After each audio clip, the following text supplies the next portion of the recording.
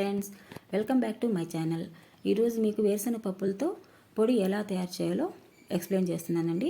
ముందుగా స్టవ్ పైన బాండలు పెట్టుకొని అందులో మనకైతే ఎన్ని వేరుశనగ పప్పులు కావాలో అన్నీ తీసుకొని బాగా బ్రౌన్ కలర్లో వచ్చేలాగా వేయించుకొని ఒక ప్లేట్లో తీసుకొని బాగా ఆరబెట్టుకోవాలండి.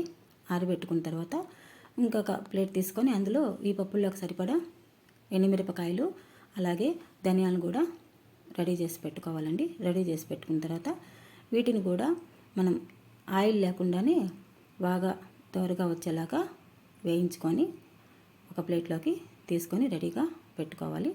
నెక్స్ట్ మనము ఇవన్నీ కూడా ఎలా అంటే బాగా ఆరాలండి. ఫ్యాన్ కింద పెట్టుకోవాలి. ఫ్యాన్ కింద పెట్టుకొని బాగా ఆరబెట్టుకోవాలి. నెక్స్ట్ తెల్లగడ్డలు ఉంటాయి కదా, వాటిని తీసుకొని పాయలుగా తీసి పెట్టుకోవాలండి. అవి తొక్కు లేకుండా తీసి పెట్టుకోవాలి ఒక ప్లేట్లోకి. చూడండి, ఇలా తీసుకోవాలి.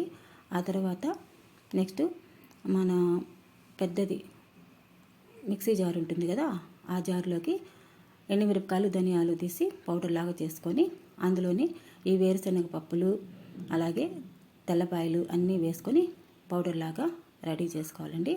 రెడీ చేసుకున్న తర్వాత మనకు ఈ పౌడర్లోకి సరిపడా సాల్ట్ని కూడా ఇందులోనే యాడ్ చేసుకుంటాము. ఓకే అండి, ఇప్పుడు మనకి వేరుశనగ పప్పుల పౌడర్ అయితే రెడీ అయిపోయింది. దీన్ని రైస్లోకి అలాగే టిఫిన్లో కూడా యూజ్ చేసుకోవచ్చు.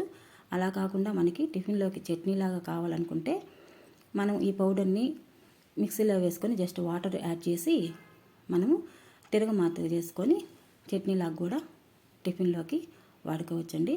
ఓకే అండి, ఈ వీడియో నచ్చినట్లయితే లైక్ చేయండి, సబ్స్క్రైబ్ చేయండి. అలాగే థ్యాంక్స్ ఫర్ వాచింగ్.